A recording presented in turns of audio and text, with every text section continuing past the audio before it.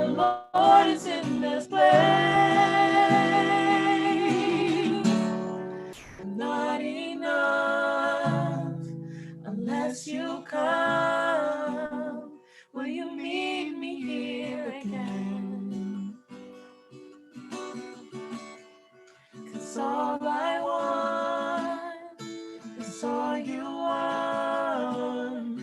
Will you meet me here again? Not enough unless you come. Will you meet me here again? 'Cause all I want is all you want. Will you meet me here again? Amen. All right, and our next song is Holy Spirit.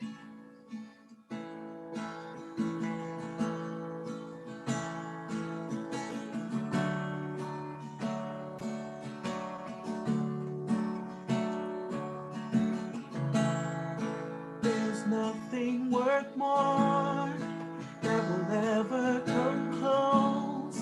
Nothing can compare. You're all living hope. Your presence, Lord.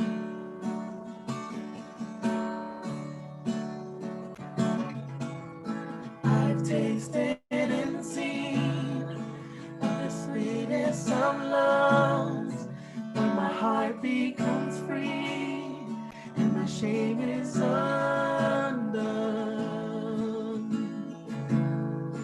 Your presence, Lord.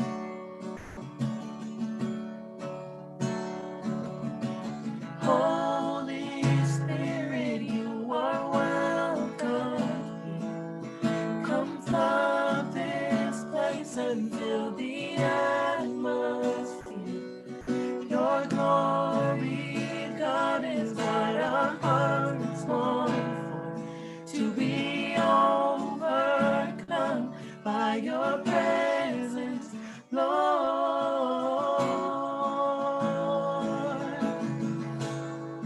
Your presence, Lord.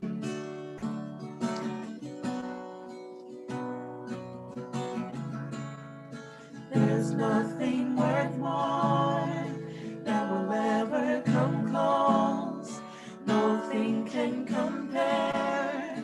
You're our living hope. Praise your presence, Lord. I've tasted and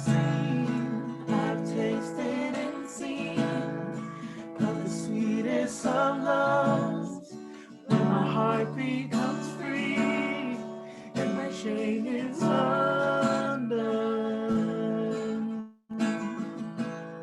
In your presence, Lord.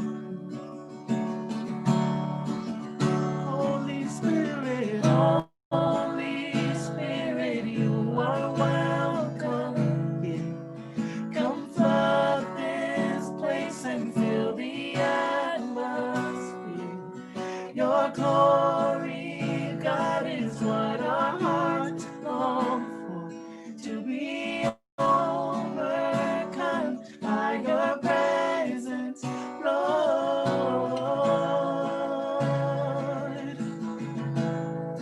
Your presence, Lord. Your presence, Lord. Your presence, Lord. Let us become more aware of your presence. Let us experience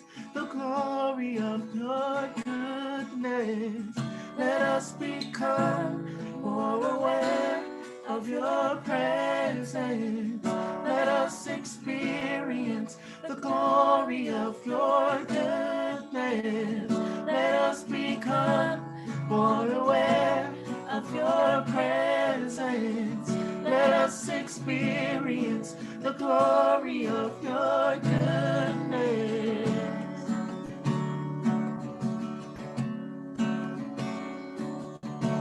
Holy Spirit, you are welcome here. Come flood this place and fill the atmosphere. Your glory, God, is what our hearts long for. To be overcome by your presence, Lord.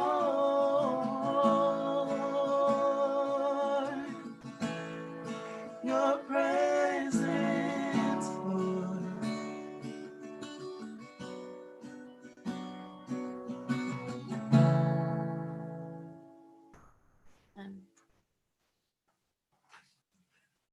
So beautiful. Thank you so much. I haven't sung in the middle by Elevation Worship in a little while. So good morning, everyone, again. Thank you so much for joining us. I see some online and, well, all online. I see some on YouTube and some on Zoom. So, wow. I'm going to get right into introducing our special guest teacher for Crave Bible Study today.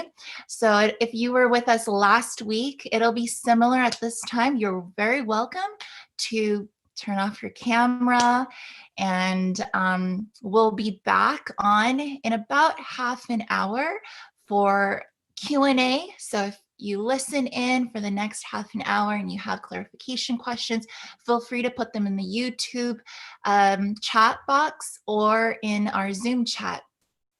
And then we'll open it up for that Q&A in just a little bit here, as well as a discussion to close our time together and our series of Church in the Book of Revelation. John Pauline, PhD, part of the faculty in the School of Religion, has so much more than this bio will tell you, but I'm going to read it. It's from the religion department page. So Dr. Pauline received his bachelor's degree in theology from Atlantic Union College. We've got an East Coaster here, which included a year abroad studying in West Germany. No, I'm just kidding. His MDiv degree and his PhD in New Testament were both earned from Andrews, AU. Early in his career, Dr. Pauline was a church pastor in both New York and Michigan before attending grad school. After teaching at the SDA Seminary at Andrews University for many years, he came to us here in the Loma Linda area, actually to the newly formed School of Religion in 2007. So, a pioneer in this work. I'm so glad that we have the School of Religion. Cece, I'm glad we have you in the School of Religion. So some of you listening in may already know our guest speaker, but I just have a few more paragraphs. He's the member of a number of great organizations, particularly the Society of Biblical Literature, the Adventist Society for Religious Studies, the Chicago Study for Biblical Research, on committees and projects with the church and other organizations. He's in the who's who list of religion, biblical studies, archaeology, who's who in America, who's who among America's teachers, very cool, in the directory of American scholars. Woo! Dr. Pauline is a well-respected biblical scholar. I can testify to that, and a prolific writer. Dozens of book reviews published, as well as been published on topics relating to the history of the Adventist Church and the Book of Revelation. That's important to our time today, as our series is about church and Revelation. Dr. Pauline is especially keen and skilled as a specialist in the Johannine. Is that how you pronounce it? Johannine? I hope so. They say Johannine. Johannine, okay. Yeah. In the New Testament, Gospel of John, as well as the Book of Revelation, and the intersection of faith with contemporary culture. Many of his books have been translated into Spanish, Portuguese, Finnish, Japanese, and the Korean languages. He also takes special delight in seminars and presentations to non-specialists like us today, who can make practical use of the material in the real world. Dr. Pauline has traveled to the 7 last cities mentioned in the book of Revelation, which I believe is in the country of Turkey, and filmed a series of DVDs on location for the Hope Channel, written chapters on Daniel and Revelation and the Apostle Paul for high school religion textbooks for the Adventist Church, and conducted many TV and radio interviews over the year, which is how I know him one way. He is also a consulting editor of the AU Seminary Studies outside of academia. Dr. Pauline enjoys being with his wife, Pamela, and their 3 children, and also enjoys travel, golf, and photography when time, and might I add, the pandemic permits. All right, let's give a warm welcome to our guest, Dr. John Pauline. Thank you for being a part of Crave Bible Study. We're so glad to have you. I've got to add to all of that impressive bio that they've got for you there, that I know you as Tammy's dad. Tammy, Kim, and Joel's dad. Kim and I were part of a group for drama with Mr. Payne called Driven when we were teenagers, and her last name was Pauline. So when I heard that there was a Dr. Pauline, I assumed she was speaking of her dad. And Tammy, I remember when Tammy got married with Jean, and I was so honored that she invited me because I was one of the new kids in high school. And of course, Joel, it's so wonderful to still have Joel's humored spirit around. And it's been a pleasure to be with you now, directly you, Dr. Pauline, for I think some years now. Was it 2017, 18, somewhere there, that I was asked by you, and I was surprised and honored again to have a Pauline invitation, and this time to the God's Prophetic Surprise Show on Loma Linda Broadcast Network. I know that you have so much more to add to that, but I just want to say thank you for all that you do for our church. Thank you for being a part of our Crave Bible Study this morning, and welcome. Thank you. Good to be with you. Good. I've got some serious questions to start us off because this is a very serious issue, the book of Revelation. And so I just want to know 5 things I'm going to ask you in the would you rather serious format. Burritos or tacos, Dr. Pauline? Burritos. I don't like messy fingers. Okay, fair. Ebooks or printed? Printed. Old school. Old school. Yep. Okay, here's an interesting one. Florida or Iowa? Oh, sorry, Florida or Idaho? Yeah, Florida or Iowa. Mm-hmm. Yeah, well, I have a really, really good friend in Iowa, so that's that moves in that direction. But I do like non-wintered places, so I'd probably go with Florida. Oh, diplomatic yet decisive. Mountains or the beach? Oh, that's a hard one. I like them both, especially when they're together, like the Big Sur. But I guess I'd go with the mountains. Nice. Well, you're in the right place. You can get both of them. Yeah. And last but not least, white or yellow light? In what context? Indoors, at home. Oh, probably white. Well, all these important questions just set the right tone for us to get right into what I would like to start us off with is actually the remnant.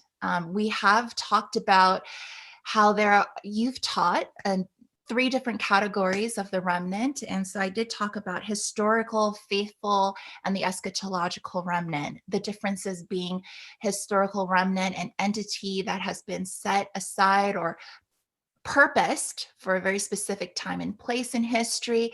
For example, the chosen people as a Jewish nation in the Old Testament, God sets them aside. We have that on record.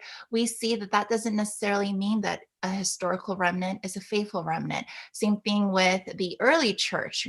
That's technically the roots of modern Catholicism today.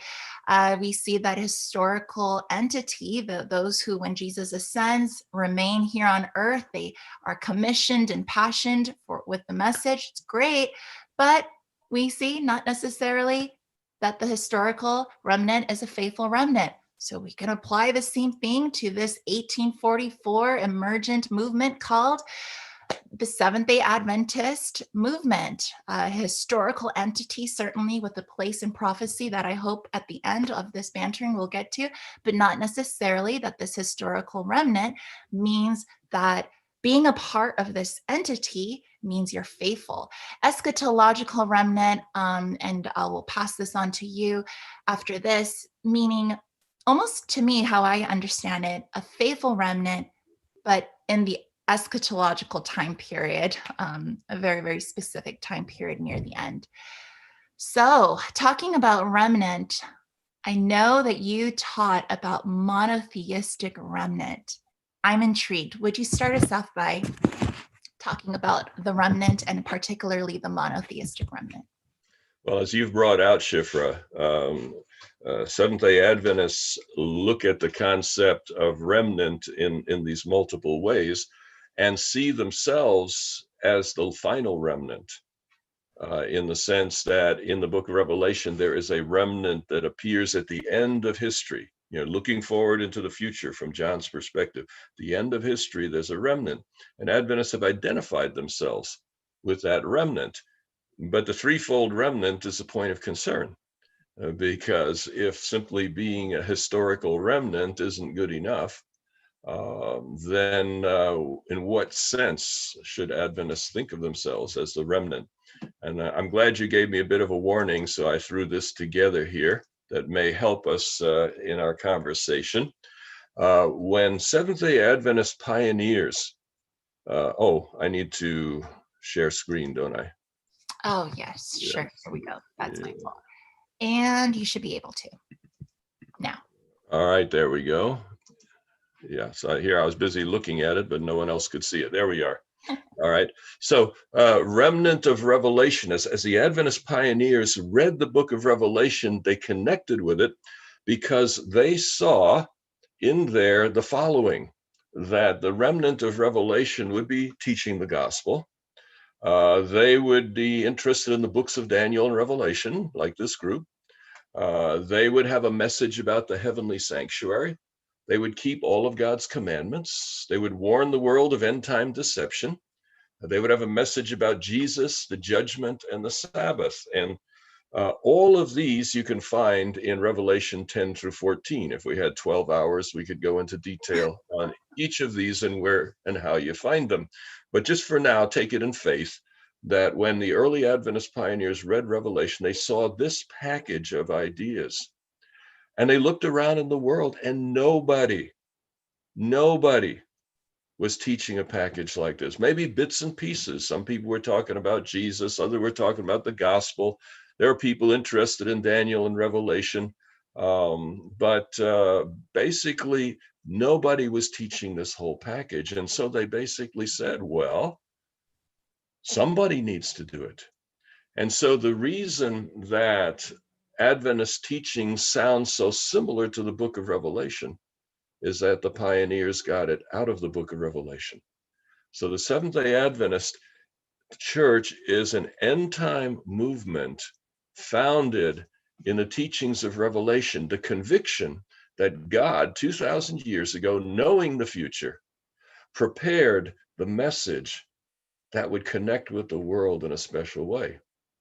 That's challenging, I think, for young adults today, because you look out there and a lot of what you hear in the Adventist church doesn't seem to connect with where people are today. And so that's the question, are we missing something? And I'm going to enhance the presentation here because I want to show you something. All right. When you look out in the world today, there are 3 monotheistic religions. And these 3 monotheistic religions all believe in the same God, in the one God, but they do so differently and they do so in opposition to each other.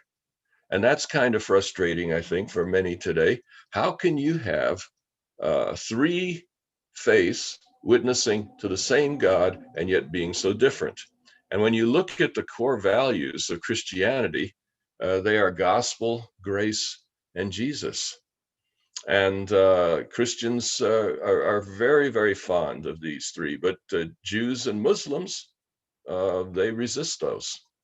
When you go to Judaism, what are the core values of Judaism? Law, obedience, Sabbath. And generally, Christians and Muslims, aren't into that. So the core values of Judaism are rejected by the other two. And then you come to Islam, and the core values of Islam are submission, judgment, and eschatology. And by the way, I've shared this slide with audiences that included numbers of each of these three faiths. And nobody came up to me afterward and said, you misunderstood or misrepresented us. In other words, these are commonly known as core values of these faiths that are generally rejected by the other two. And that's what makes them distinct. Now, here's the exciting thing. If you would remember the list in the previous slide of the things that Revelation says the remnant of the end would be teaching, you'll be amazed to see that the remnant of Revelation is teaching the core values of all three monotheistic faiths.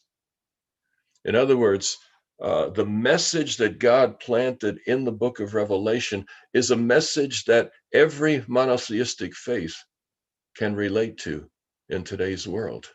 And interestingly enough, if you go to India, you'll find that Seventh-day Adventists in many ways have more in common with Hindus than with Christians of other denominations in India, in the way that Adventism relates to the Indian culture. It appears then that the Adventist pioneers discovered in the book of Revelation a message that has the potential to bring together all faiths into a great eschatological remnant. In other words, God's mission is not for Adventists. God's mission is not for Christians. God's mission is for everybody. And right now in Southern California, as a Muslim scholar told me once, he says, we have a unique opportunity. For the first time in history, all the religions of the world are jumbled up together in one place in the context of religious liberty.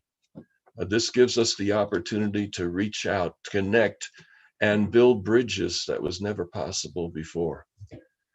It is just possible then that God has called Seventh-day Adventist young adults to play a unique and a powerful role in healing some of the wounds in today's world. So that's what I see in the book of Revelation. Amazing. Oh, before you stop the sharing, I think I'm already getting excited about this, but I'm going to leave my excitement for the end. If you can go back to the monotheistic slide where you see these the three main monotheistic religions of the world having something apart in the remnant of Revelation. Submission, judgment, eschatology, because it's so important to our conversation today. Eschatology might sound like a foreign word to some ears. What's a simple definition? Well, eschatology is based on the Greek language, where eschaton is the word for last, and ology is the word for study, from logos. So it's the study of how the world will end in its simplest form. All right. But in the Bible, this has been expanded because Jesus says the end has already come when he came the first time. So there's a sense in which Jesus' first coming introduced the life of heaven, introduced eternity into this world, but it's still not fully manifested. The reign of God is real in the lives of real people in today's world. Those who follow Jesus have the potential to live a taste of the life of heaven: love, joy, peace, patience, kindness, mercy. That's what the life of heaven's all about. And so the kingdom of God, the reign of God is real in today's world, but the mess is still here. And the mess will be cleaned up later on. And when the kingdom is finally, when eschatology fully and finally happens. So good. So good. Thank you. Now, last week we had Guilherme Borda with us, and we were able to get through quite a bit of Revelation chapter 13 and also Revelation 12, informing that conversation. If this morning I'd like us to eventually get to Revelation 14, but I feel like maybe there's still some commentary we could provide to last week's talk on Revelation 13, where we are introduced to John's vision of a sea beast and an earth beast. And I know that, these two beasts we established are human systems of power. Now, the sea beast, how would you describe that human system of power as different, big picture wise, as different from the earth sea beast human system of power? Mm-hmm. Yeah. Well, the sea beast is grounded in Daniel 7. It's got elements of a lion, a bear, and leopard, and all the rest of that. Yep. The earth beast is something new. It doesn't connect with anything in the Old Testament or anything in the Jewish background. So when it appears, it doesn't look like Babylon or Rome or any of the others. It's some new kind of power. And that's a reason I think Seventh-day Adventists have tended to identify the land beast as the United States, because this land beast, whoever it is a world power, has the ability to move the whole world politically and religiously. In today's world, only the United States has that kind of power. In 200 years ago, you would have thought maybe England or Europe would have played that role. But today, if these things are being seen from where we are today, the United States is the single power that dominates the world economy and the world political situation. There's this dominance and this novelty, if you will. So for the sea beast, now we did give the referent for the earth beast. Did you want to comment on the referent for the sea beast? Mm-hmm. Well, Seventh-day Adventists have understood the sea beast to arise out of the beasts of Daniel 7. And in Daniel 7, you had 4 successive empires, which are pretty easy to identify: Babylon, Persia, Greece, and Rome. But then another power comes along out of Rome, and that power is different than the others. It talks about spiritual things, God's law and God's festivals and God's timing and so forth. So this seems to be a religious power that becomes world dominant for a significant period of time, more than 1,000 years. And probably the only possible identification of that would be basically the Christian church, Christendom, represented today by the Roman Catholic Church, which continues in that Middle Ages tradition. And basically, Revelation 13 is a critique of both of these powers. One is religion gone bad, and the other one is earthly attempts at solving human problems gone bad. The beautiful thing about religion is what people do when they have a sense of God's presence or activity in their lives. When people say, well, God was here right now, we need to build a shrine. We need to build a religion. We need to build something to tell the world what God has done here, you see. And so most religions can look back to such a dramatic beginning. The Seventh-day Adventist Church can look back to the events around 1844 as a unique presence and activity of God in their midst. And so the church enshrines that understanding and is a means to share what God has done with the world. That's a beautiful thing. Yeah. The problem is that over time, religions tend to become more focused on their own survival than on the original mission. Mm. And psychologists will tell you. Can I interrupt? Yeah. They tend to prioritize over time the conservation.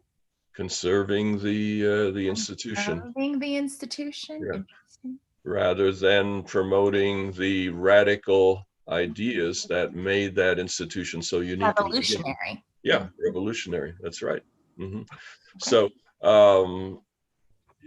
David Williams, who's professor of not social work, I think it's public health at Harvard University, gave an important presentation in which he said, we've done research on religious people. And we found in some of the studies, religion is a great benefit to mental health. But in others of those studies, it harms mental health. So how do you figure, is religion good or is it not good? And his answer was, when we got down into the weeds, we discovered there are two types of religion. There are religions that are self-focused, religions that people follow like wooden soldiers, religions full of rules and regulations, religions that have a God who is mean and cruel and judgmental.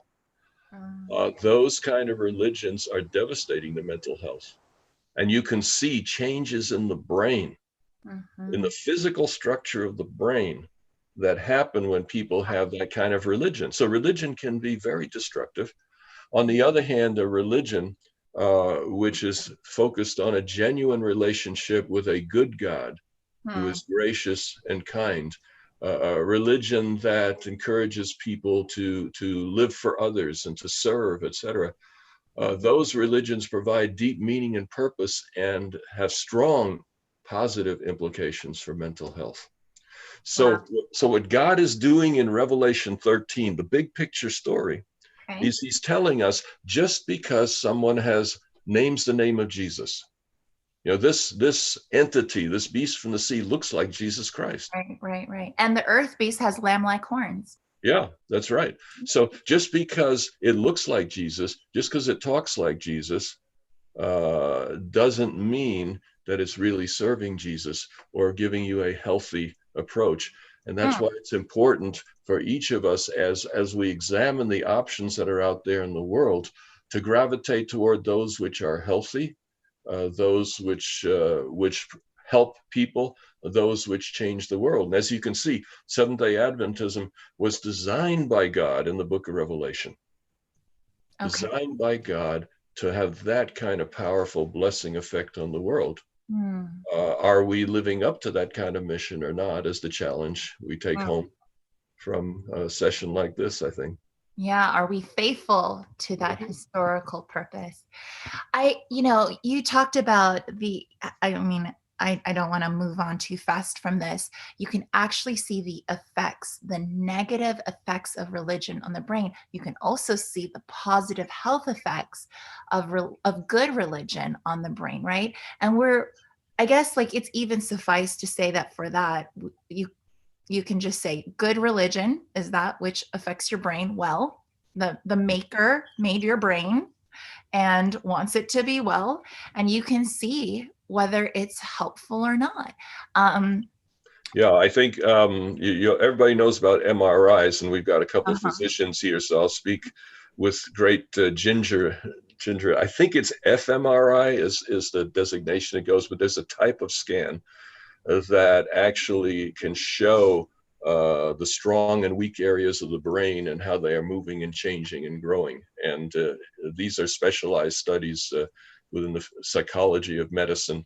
But in those scans, they can actually see the difference in brains between people who have a positive religion and a negative kind of religion. Another way of phrasing that is intrinsic and extrinsic religion. If you're in a religion because you're forced to be in it, if you're in a religion because your parents told you you had to, if you're in a religion because you feel obligated to do it, but you don't really want to, that's extrinsic religion, and it's not positive.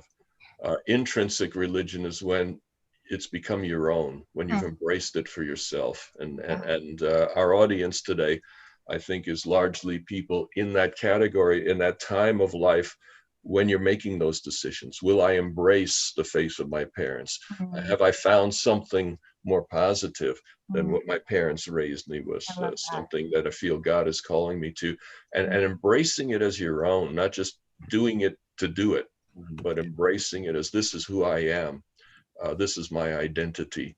And that is what God is seeking, people who see their identity in their relationship with God. Yes, I love it. I'm gonna add to that though. I think it needs a little bit nuance even further, okay? Humbly, because there's a story, and you brought this up to me, that talks about bad religion and good religion in the Gospels. Jesus actually tells the parable. Mm-hmm. There is a prodigal son and an older brother and a good father. It's not that the father forced the older brother or forced the prodigal son. The father is a picture of a good father of God. And yet we have two sons, two brothers, almost diametrically opposed, but not condemned. One goes off into a far land with the father's with his share of the father's of his inheritance from his father, and wastes it, and then thinks, you know what? When he has nothing left and all his friends and all the pomp and everything goes away, he's like, you know what? Even the servants in my father's house get treated better than this.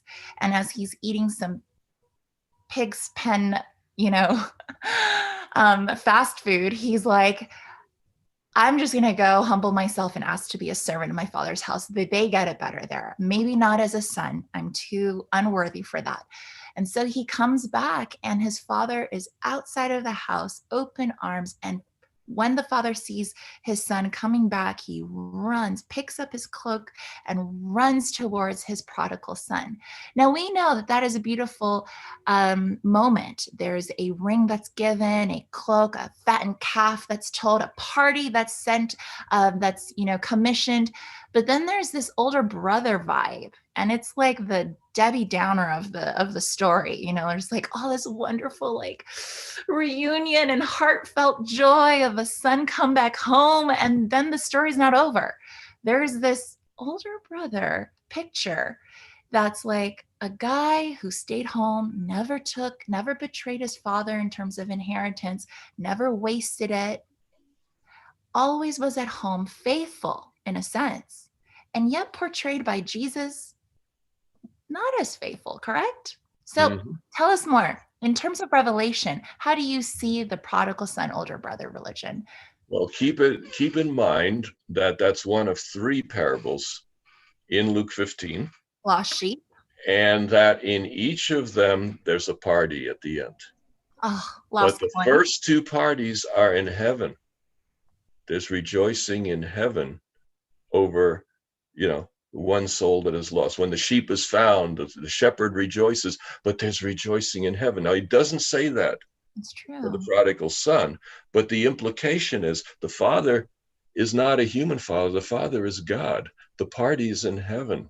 Yeah. And this young man who has messed up his life is welcomed in heaven. But the older brother who spent his life in church, who spent his life doing all the stuff, In Crave Bible doesn't choose to get into the party because he feels like, this is unfair. I worked all this way. I deserve to be in there. Wow. And the ultimate story is that we are all sinners. We're all sinners, even though some have sinned in milder ways than others. Some have sinned in very vegetarian ways, but we're all sinners. Ultimately, we get into the party if we humble ourselves and come to the Father and say, being with you is more important to me than all the things I've done, all the things I've earned. Being with you is more important. That's all God wants. God is not asking for slavery. God's not asking for all kinds of gyrations out of us. God wants friends. God wants someone to relate to. That's why he created us in the first place.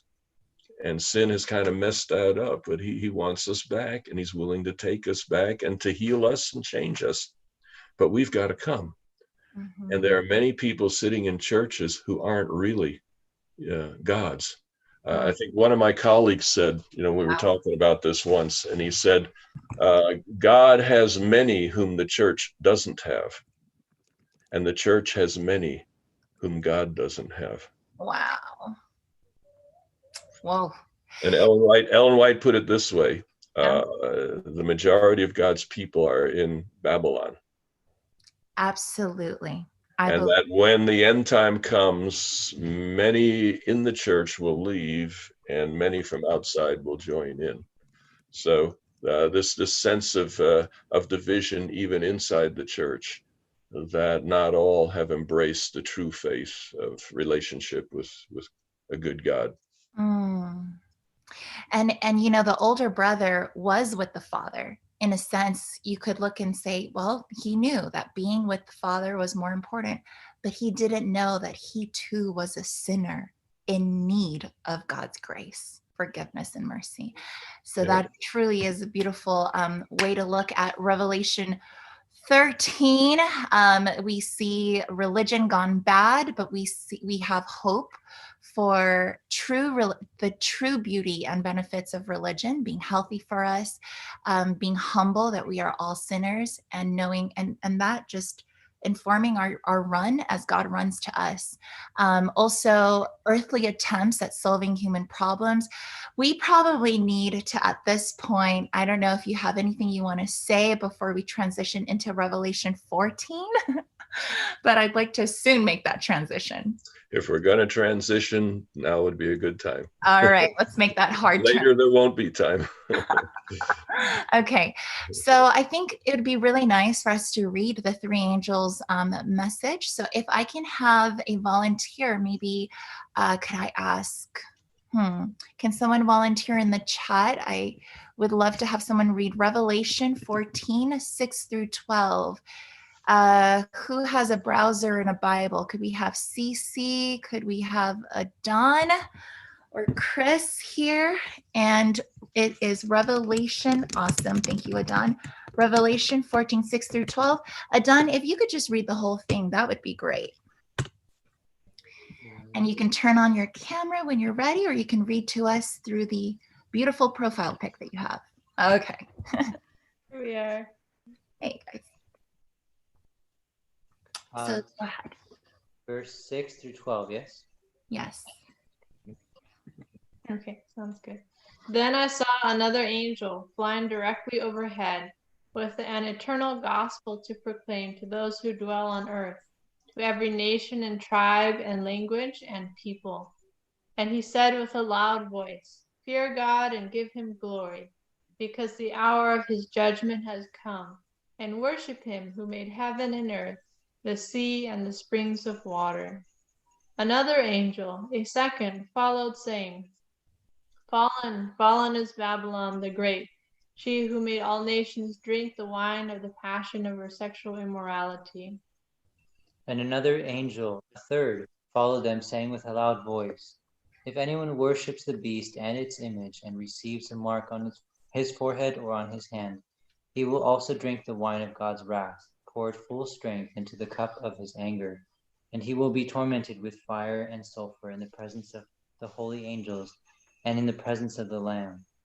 And the smoke of their torment goes up forever and ever, and they have no rest, day or night, these worshippers of the beast and its image, and whoever receives the mark of its name." Here is a call for the endurance of the saints, those who keep the commandments of God and their faith in Jesus. Thank you so much, and for reading and for making a brief appearance. Thank you. So Revelation 14, 6 through 12, that's our three angels message passage. And it starts off just as it was beautifully read. I saw another angel fly in the midst of heaven, having the everlasting gospel. I feel like there's this qualifier, like everlasting gospel. And yet it still continues, having the everlasting gospel to preach unto them. Okay, now I have to read this again. But there's a qualification before and after. It is everlasting, and it is made for a specific time and place. What do you have to say about this gospel, John? Is this Well, the the same? the everlasting gospel means it's a solid foundation. It's something that's not changeable. And everlasting means it's before there was even a human race. Whoa. So the gospel, from a Seventh-day Adventist perspective, the gospel is bigger than just the human race. So if you say, what is the gospel? Well, it's how God saves me. That's true, but it's not the whole picture. And you go to a text like Colossians 1, where it says that God reconciled all things, and uses the Greek word for universe, not the Greek word for earth. God connects all things through the cross of Jesus Christ. So something happened. The gospel's got to be bigger. And that means that ultimately the gospel is a picture of the character of God. Who is God really? What kind of God is he? And you remember there's a conflict in heaven, Revelation 12. And in that conflict in heaven, you have someone who has all the talent of God's finest creation.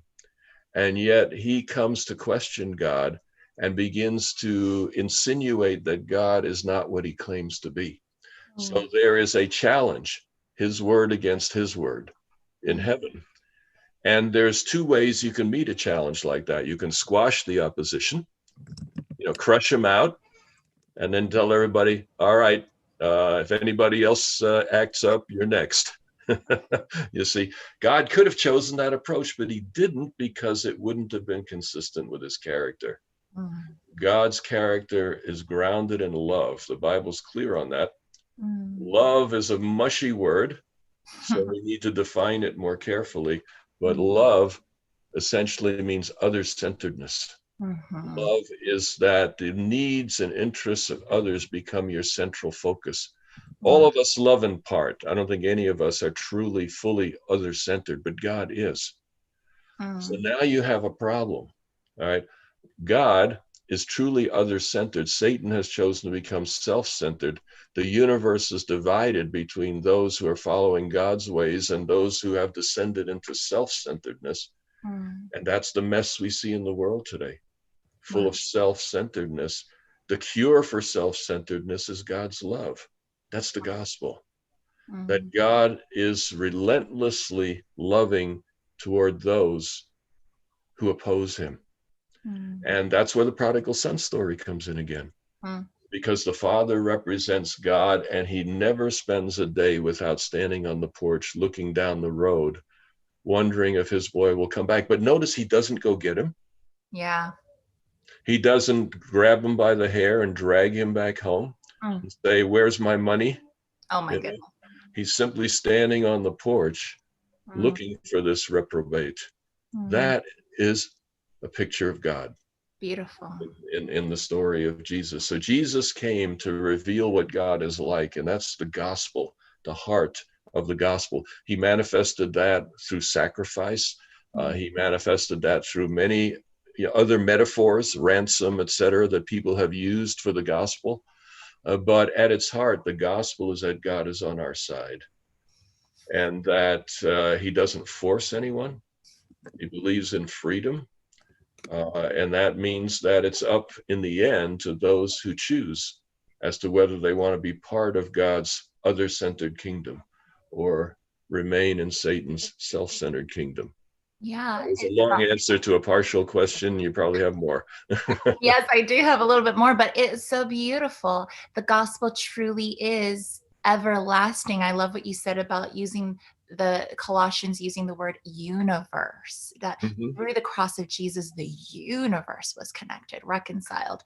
So when Revelation 14, 6 through 12, the three angels passage there, message passage there says, this angel flying in the midst of heaven had an everlasting gospel. It's because it's everlasting. The gospel has these timeless or these eternal, everlasting principles which come from the character of God. What kind of God is God? Good. Love. For those who want to check me on the ancient Greek, I think you have a couple in the audience that know some of that. The word in Colossians is not cosmos. Cosmos is an English word for universe, but in the Greek it actually means earth, the cosmos. The Greek word for universe is tapanta, which means the everything. And that word is echoed in German, for example. Das All is the universe, the everything. So the word in Colossians is everything in the entire universe is reconciled through the cross of Jesus Christ. Because at the cross, God's character is most clearly revealed. God says, I am not going to strike back at you, even if you kill me. Right. I am not violent. I am not against you. I am safe. You know, and all of Satan's lies about how God is not safe, how God is unforgiving, how God is severe, judgmental, etc. Those are lies. And whenever you think of God in that way, you've bought into lies. So good. You know, I could sit on the everlasting gospel for a long time if we had 12 years or eternity. But there's a little bit more of a qualifier. Yeah, we got through 2 words of chapter 14. Yes. We're doing a little better than sometimes we do on GPS. There's and I guess like for 2 minutes here, there's a qualifier after the eternal gospel or the everlasting gospel. It says, this everlasting gospel is to proclaim. The angel who has it, he had the everlasting gospel to proclaim to those who live on the earth. So this universal good news has a very specific application to us who live on the earth. We are earthlings. And then it's very specific before it ends the verse in the statement, to every nation, tribe, language, people. It is to the earth, to every nation, tribe, language, and people. Any comments on that? I would just like to end there, I guess. Yeah. Well, the gospel in Revelation, while it is everlasting, is uniquely crafted to the end time situation. And that brings us back to what we talked about, the remnant and those 8 ideas that the remnant is to teach at the end of time. Monotheistic.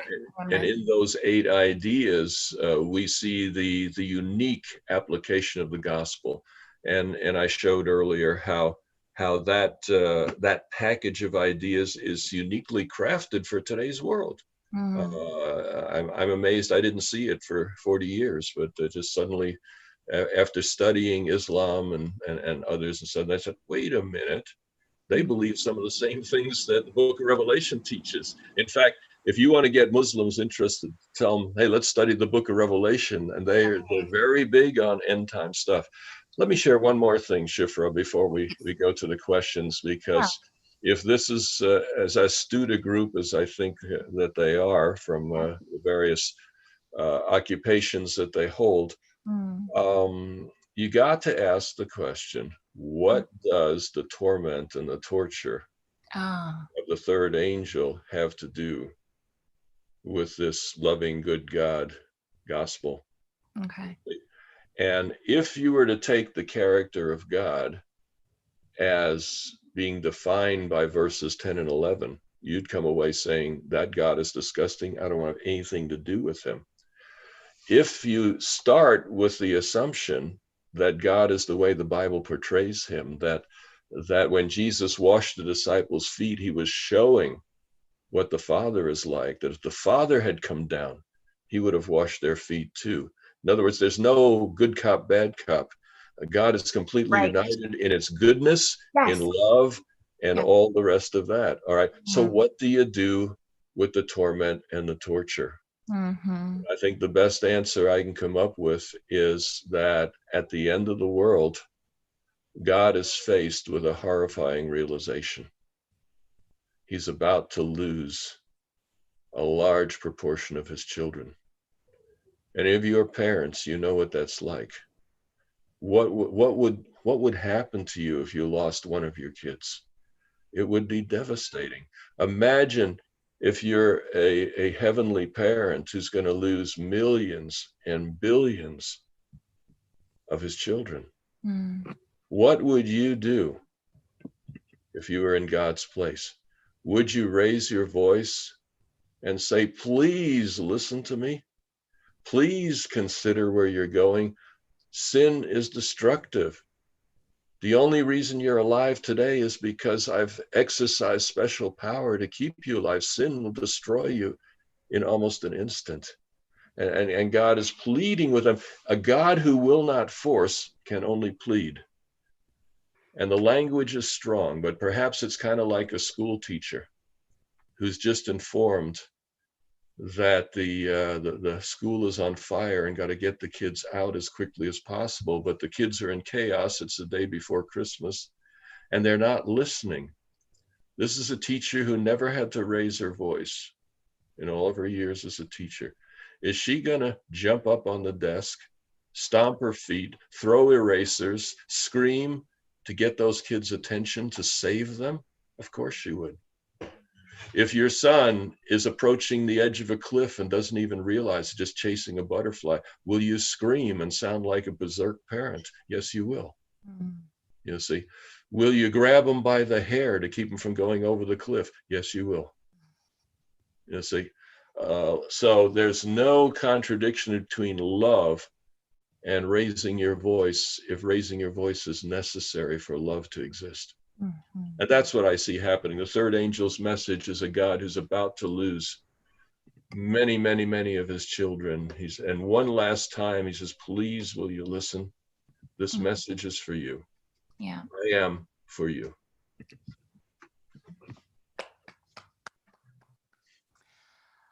Well, I want to thank you for that time, but it's not over. We're just going to extend it with some Q&A. If you want to put your cameras on, you can. And Lauren, if you see anything else that you need to add to our Zoom time, maybe from YouTube, feel free to do that. All right.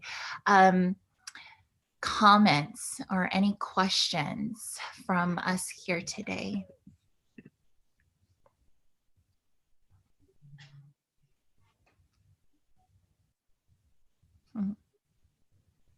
We went through a lot. We ended with a loud voice is mentioned twice in Revelation 14.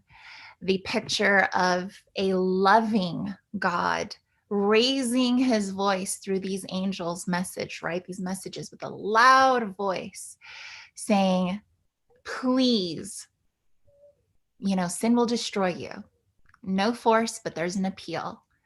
And God is saying, I am for you. Sin, it will destroy you. With a loud voice, will you heed? That's where that's where we're parking today. All right. So now this is the time when we can get out of the car and take a look at this view here, make any comments. We've got a hand from Adon.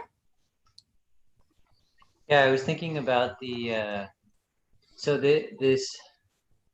image of this God who is desperately wanting his children to hear his voice and to reconsider the direction that they're going, makes me want to be an advocate for helping others to hear the voice of God.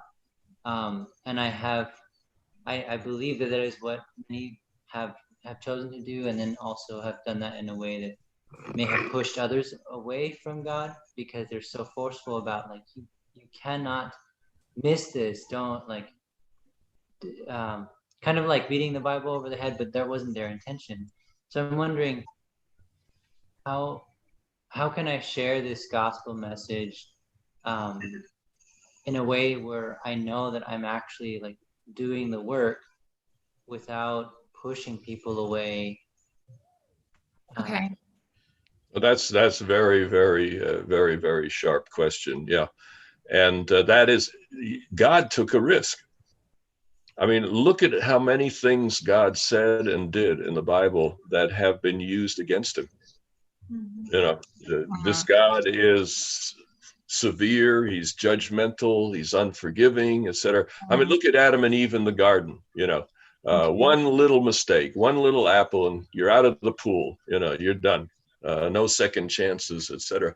That is how Satan portrayed it, you see. But in actual fact, the problem with the apple wasn't the fruit. I suspect the fruit of the tree of knowledge was good stuff. I suspect it tasted really sweet, and it was probably nutritious and might even make them a better life, you see. So what was it all about? It was simply this. Satan was a free being. And God not only allowed him to live, but he allowed him to share his case. And Satan said, you've got this new world. You got to let me in there. I've got the right to let them know my side of the story, not just to have you control the narrative. And so what God did is, okay, you are free. They are free. You may enter the garden, but you must stay in the tree. You cannot go anywhere else in the garden, only by the tree. And then he told the couple, don't go to the tree. There's danger there. So the question was, would they trust God? It's about trust. Trust his word to stay away from the tree? Or would they get curious at some time? Say, well, maybe I don't trust God. And when the serpent comes in and says, you have no reason to trust God, now they were in trouble. And in danger. So coming back to your question, Adon, which is a very, very good one. Ultimately, if in our raising of voice, we are in any way trying to coerce, force, deceive, is it possible that we could exaggerate the message beyond what the Bible teaches in order to get a hearing, in order to keep an audience, you know? I think it's when it's mingled with those kind of human things. God does not exercise his authority through force, but exercises it through persuasion and through love and encouragement, but people are left free to choose. So I would say, Adon, that if your witness takes away someone else's freedom, if in your heart you say, I can't stand to lose this person, let me manipulate them into joining the church, that would be destructive religion. But if you go into that with a full respect for their freedom, and if they decide, no, I don't like the Adventist church, or I don't like the gospel, and go on their way, will you let them go? And will you remain their friend, regardless of their choice? I think that's the key. And the beautiful thing about chaplaincy, which I know you and others here have studied, the beautiful thing about chaplaincy is it respects the freedom. It allows the patient to say whether they want you to pray or not. It respects who they are, the religion that they bring, etc. And in so doing, is illustrating the character of God. And the world desperately needs more of that. Thank you, Dr. Pauline. Good to see you again, Adon. Same here. I can see how the monotheistic remnant, the remnant of Revelation, could use chaplains, with all that diversity and all that uniting of different thoughts, total systems of beliefs that usually are diametrically opposed to each other. But here we have agents that bring what would otherwise be diametrically opposed into a remnant ready for the second coming of Jesus Christ. Are there any other questions? I know that we have two great discussion questions that Dr. Pauline has prepared for us. I just don't want to move forward too fast. If there were any clarification questions or another comment. Yeah, Lauren. Thank you so much. I really appreciated the presentation and the questions. I just had a question, I guess, earlier on when you were talking about how like Christianity, Judaism, Islam, how they all have components of the message of Revelation. And when you look at all of them, it helps us to understand. And it kind of sounded as if, it would be good to unite with them in a sense, or be able to work with them to be able to really bring that out. I guess I was just wondering what would that look like in a safe way of being able to, work with people of other faiths and stuff, in spreading the gospel, I guess, as I'm thinking about, I don't remember from where, but I guess I've heard that, in the end, at the very end of time and stuff, that there will be this push to have, almost have like one faith, like everybody should join and that's not, safe, and basically trying to dilute the message. So I guess I was just wondering how that would, like, what that would look like in a way that would be safe and helpful, I guess. Yeah, a quick comment on the issue of ecumenism, which is a real no-no within Adventist thinking. And I totally agree that whenever two institutions of religion try to get together for political or economic benefit, it's always a bad thing. The religion is destroyed by that. So yes, I thoroughly agree with the Adventist position that ecumenism as so defined is bad. But on the other hand, there's another kind of ecumenism, and that's when you go out into the world looking for kindred spirits. And Ellen White, for one, is very positive about that. Go out there, get to know, meet them on their ground, find points of common interest and work with them. With a Muslim, a big buzzword is the word Christian. For us, Christian is someone who follows Jesus. That's beautiful. Muslims follow Jesus after a fashion too, but that's not what they mean by Christian. When they hear the word Christian, they remember crusades. They remember the medieval Catholic Church in its darkest hours.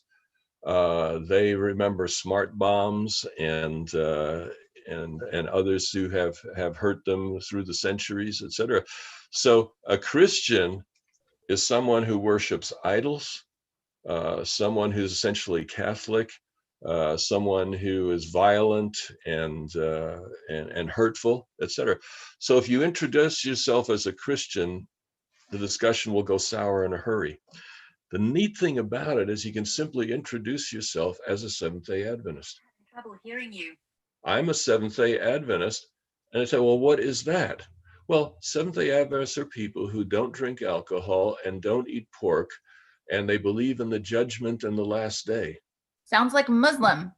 And the Muslims will kind of like, well, you're one of us, you see? So what you've done as an Adventist, you can bypass that Christian barrier. I'm a Christian, and I identify as a Christian here in the United States. When I'm in the Middle East, I don't. You know why? If you go into a grocery store in the Middle East and it sells alcohol, you know that it's not a Muslim store, it's a Jewish or Christian store. If they have no alcohol, it's a Muslim store. If you go into a travel agency and the women are dressed like Vogue magazine, you know it's a Jewish or a Christian travel agency. If they're dressed modestly, it's a Muslim travel agency. If you ask a Muslim, well, back in the Middle East, when a Muslim converts to Christianity, he will go to his family, drink a glass of wine, eat a piece of pork, and then they will know that he's gone over to the dark side. But where do Adventists fit on these boundaries? We're actually on the Muslim side, in practical terms, on the Muslim side. And if you ask a Muslim what is the heart of their faith, they will say it's living life in the light of the judgment. Living life in the light of the end. When I come to the end of my life or the end of the world, will I wish I'd have played more video games? Will I wish I'd watched more TV? Or will I wish I'd spent more time with God and serving others? You see? And that's a Muslim perspective. And then you pick up Ellen White and she says, there's one thing that we carry with us into eternity. What's that? It's our character. That's basically the same answer that the Muslim gives. How you related to God and to other people is the essence of your character. And that's what religion is all about. So at its heart, Adventism and Islam have so much more in common, I think, than Adventists realize. And so it's easy, Lauren, to make friends with a Muslim. Introduce yourself as a Seventh-day Adventist. Explain that Adventists don't drink alcohol or eat pork, and they believe in the judgment of the last day. And they're kind of like, okay, you know, we are home. We are together. We're family. And now you can have a spiritual friend for life. When you do that, treat Muslims with respect. Don't introduce yourself as a Christian.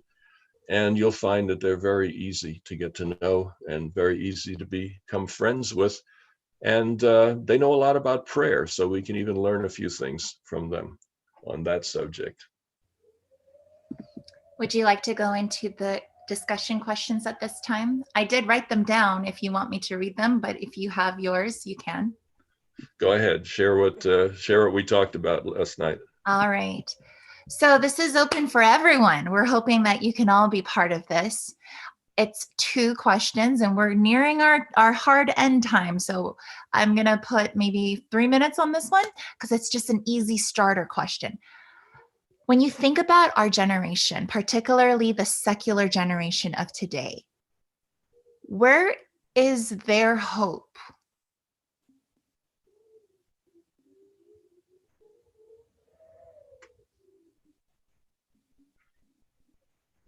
Yeah, that's the easy question, by the way. Mm-hmm. Yeah, where does the younger generation today go to find hope, to find a future? What ideas? And I'm talking just the kids out there, not the church kids, but just the kids out there that you know, the young people you know out there. Where do they find hope, life, future in today's world? Yep, freely, just jump on in. My thought is in their friendships, in the bonds that they make with the people they know, that they've had experience with. I think that's where most of the hope is found. I'm writing this in our chat. All right, friendships. Yeah, I think so. Anyone else? Yeah, I was thinking the same thing, like in the relationships, but I guess maybe to opportunities, like just finding opportunities for improving themselves or showcase themselves. I'm not really sure what the right way to explain that is, but yeah. Mm-hmm. And if you think about, let's say, we spoke about at life groups, dark nights of the soul, right? We spoke of Noche Oscura del Alma, John of the Cross. When a secular member of the millennial Gen Z goes through such a shaking time, right?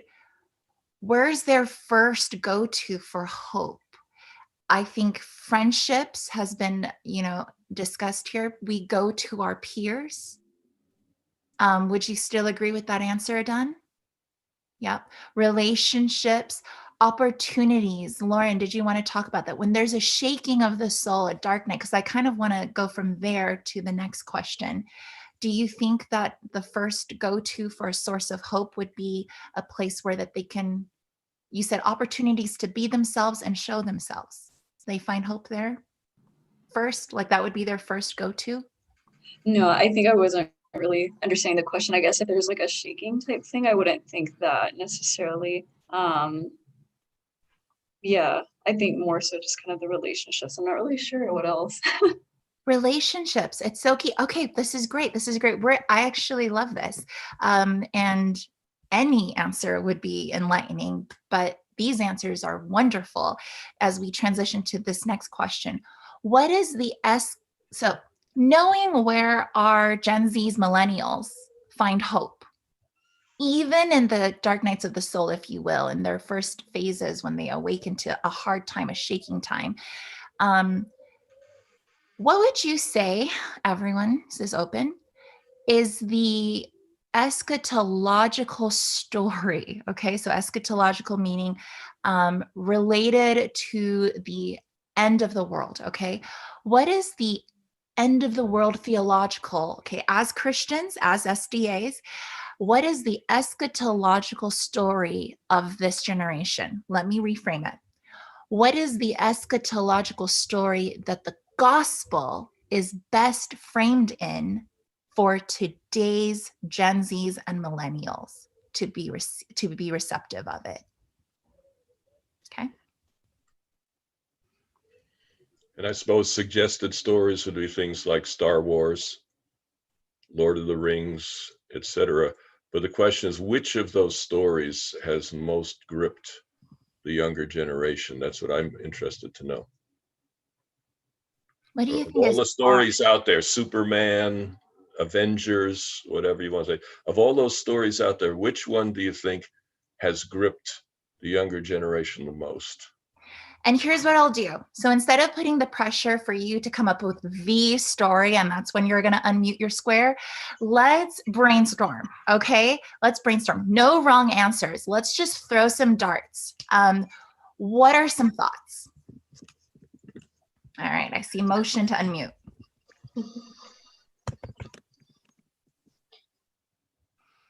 What are some brainstorm ideas? What is a narrative that this generation finds in relation to the end of the world?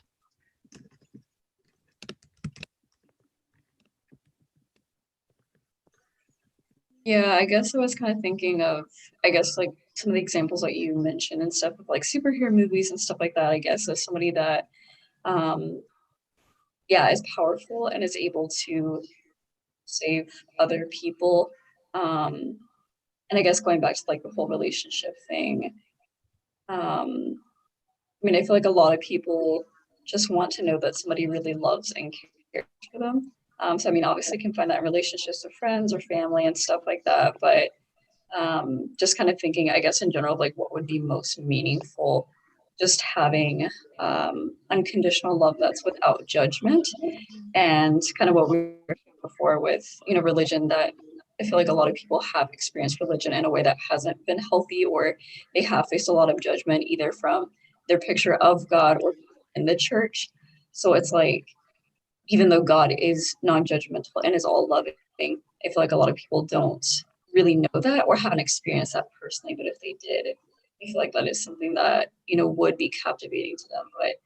And that also appeals to the whole, like, the fact that God is mighty and powerful, but does it in a loving way. Do you want to? That's where the Star Wars picture falls flat, because the solution, the end time solution, is done through power, overwhelming power, manipulating power, the force, whatever, in order to destroy the bad guys and exalt the good guys, etc. I think this is where Lord of the Rings comes closer. There's lots of battles in Lord of the Rings, but the battles are a sideshow. They're a distraction for Sauron, you see, because the real victory is won by self-sacrifice. Somebody's willing to give his life to throw that ring, in the volcano, and therefore end the evil that is in the world. And so that, I think, comes a little bit closer to the gospel story, because with most of the superhero stuff, Avengers and so on, it's always about force. It's power against power, and somehow the good guys end up a little bit stronger or a little bit smarter. But that's not the gospel story. The gospel story is that God runs the universe in a different way than the Avengers do. And that's the shock of the gospel. As Jesus said to Pilate, my kingdom is not of this world. Yes. That's right. I think even beyond movies, I know we have quite a few musicians here. Sometimes the narratives of a song in our culture can hit to the eschatological, framework for gospel in this generation. So we have just a few more moments before we need to make a hard end here. I'd like you to think about that for this generation, because Revelation 14 talks about an everlasting gospel that is to be proclaimed to those who live on the earth. And it's very specific. This is the third angel's message coming in a very specific time in prophecy. I just want to throw it back to our guest teacher, but before I do it, just to challenge us, think about that this afternoon. Maybe spend a few moments this Sabbath. We've talked about how this remnant will be very unifying of a very diverse group of people. We talked about a number of things, especially centered around the character of God. What is the framework? What is a way that you and I can share this everlasting gospel for this generation, because that is what the angel is doing. The first angel is doing in a loud voice. And then we see it carried on in different ways and nuances in the second, third angel. We have a question from YouTube. Maybe we'll at least read it. Okay, asking for examples of the Islamic and Christian eschatology that we can use as a bridge. So I think we did talk about this, to talk to Muslims and the influence they can have on others. I think we may have done that. Let me quickly say to that, Muslims do believe in the return of Jesus. Jesus is a significant figure within Islam. So studying Jesus and the end times in Islam would be a good starting point for that. But let me come back to the other one. If, and I think you're right, if the core salvation act for the younger generation today is relationships, then what is the gospel? The gospel would be this. All of us are hungry for a relationship with someone who knows all about us, total intimacy, yet is safe to be with, doesn't hold it against us, doesn't condemn us, like Jesus did with that woman in John chapter 8. Someone who knows all about us, but loves us just the same. But even then, we need somebody who lives forever, because we've all lost someone that we had a really intimate relationship with at some point, and there's jeopardy. So it needs to be someone who is genuinely valuable, who lives forever, who loves us just the way we are, knows all about us and loves us nevertheless. Those four characteristics. The only person that can meet all those needs, his name is Jesus. And that, I think, maybe is the gospel for this generation. We're going to have to replay this on YouTube once it's archived and rewind that part. And I hope you've taken notes. I hope you have been blessed in our time today. I have been blessed. Thank you so much, Dr. Pauline. Would you pray for us? Definitely. Lord, as we look into the challenges of our own lives, we can feel overwhelmed. As we look at the challenges in the world, we can feel overwhelmed. But it's comforting to know that 2,000 years ago, you envisioned the world as it is today. You envisioned the message that would have a powerful impact in today's world. And I pray that you would enlighten us more and more each day with that gospel message, and that in so doing, you would prepare us to make a difference in this world among those that we meet.